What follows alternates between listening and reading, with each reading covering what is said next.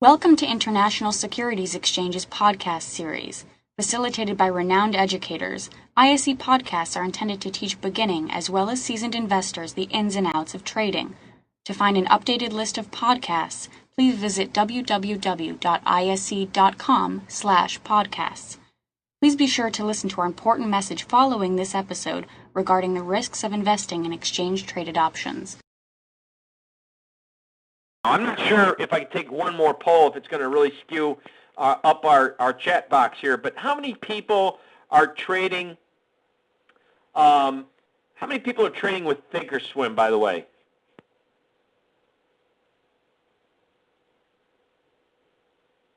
How many monkeys do we got in the room here today with us? Monkeys is a good term. It's a Thinkorswim term. I know that our host at ISE probably cringed, but we do have a few Thinkorswimmers in the audience. Okay, great. So many of you probably... That's good, John. That's good, John. That's good. Well, when you open an account with Thinkorswim, you get a stuffed toy monkey, so we call them monkeys. Perfect. So they know what I'm talking about, and it's in a good way. So in any event, many of you are probably, if you've got an account over at Thinkorswim, you've probably heard people talk about persons pivots, and you've probably heard about the PPS indicator, persons pivot study. And I'm going to show you a little bit about that today, and it's all designed and based off the elements that we just discussed together with this open high-low close relationship. So when using any indicator, specifically using candlesticks, it's very important to pay attention of not just the close, but when candlestick analysis is used and introduced, it's very important to look at the relationship of the open close, or what we call the real body. The real body's color, which we've just defined, red versus green, the shadows and correlations to the candle body, the size of shadows, the range or length of the overall candle. And that's what's neat about candlestick analysis. It gives us immediate identification of the market's current environment, and it helps market participants to understand the acceptance or rejection of an old support or resistance level in a clear visual manner. If we're coming up near an old high and we see the market form what we call a shooting star, where we see a long shadow followed by a small real body at the end of the range, towards the low of the range, then that will tell us that the market really was met with a lot of supply or additional sellers in the marketplace, right? Because after all, an increase in supply shows resistance, an increase in demand shows support. The problem with candlesticks, just like anything else in life, you shouldn't use them all by themselves. As good as they are, they should be used with other confirming indicators. And I think one of the things that you want to do is use a non-conforming indicator or non-collinearity type indicator. So you don't want to use something that measures open-close relationship or close to past highs and low relationship, like maybe moving average channels or a Bollinger Band. You want to use something a little bit different. And that's why I found what really works well together is candlesticks with pivot analysis. Now, in identifying candlesticks, there are certain sequences of events that can help form 2 and even 3 candle patterns. But there are certain candles that really only need to be identified for bottoms, such as the hammer, and they show up as a single individual candle. But we do like to look for confirming indicators to correspond, to give us at least some type of a confirmation or confirming indicator that perhaps a bottom is in.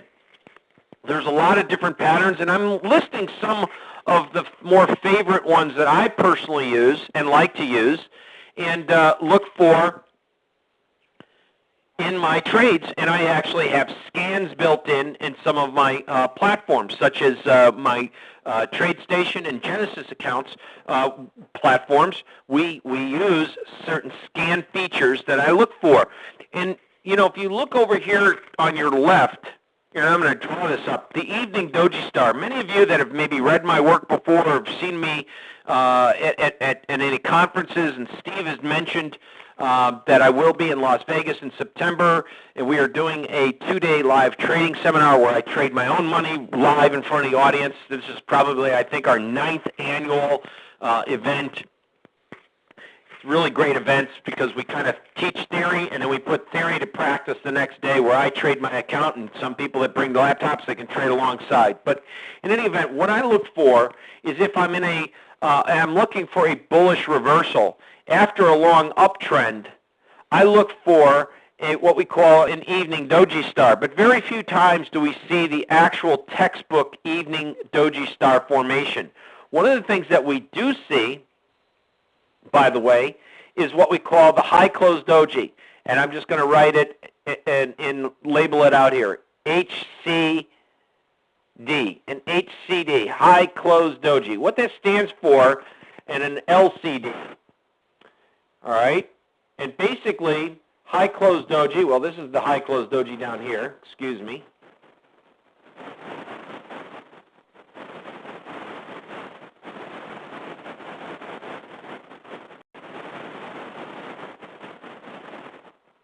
And let's go back to my pattern here. This is below close doji right there. That's good. All right, basically, if you see after a long uptrend, you see a doji where one does not exist before. A doji is a pattern where the close is equal to the open. And here's I did a webinar last week, and I'm going to share it with you all today. One of the techniques that I use in my computer programming is that I will give a little bit of leeway to the open-close relationship to give a definition of what exactly is a doji.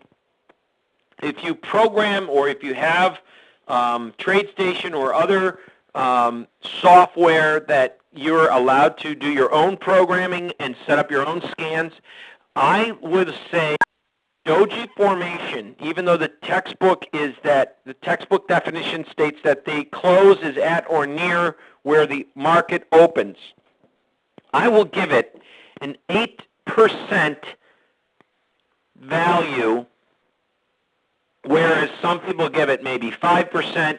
I give it 8%. Here's why. How many people, we all trade in at least spiders, or you trade in the stock market, you're familiar with S&Ps, you're obviously familiar with the euro currency. You know, if you're looking at markets that have a lot of velocity, a lot of liquidity, and they have a lot of general overall ranges that are pretty large on a given day. If you have a euro currency, for example, that has over a 100-point range, 8% of the overall range is 8 ticks, right? So if the market closed within 8 ticks of where it opened, that's that 8% value, then I consider that to be a doji formation.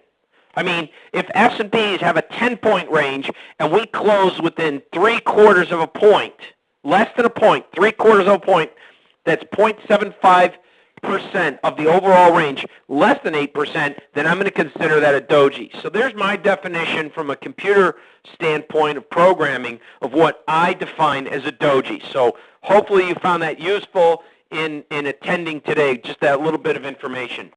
Thank you for listening to our podcast. To find more podcasts on options, stocks, alternative markets, and market data, please visit www.ise.com/podcasts.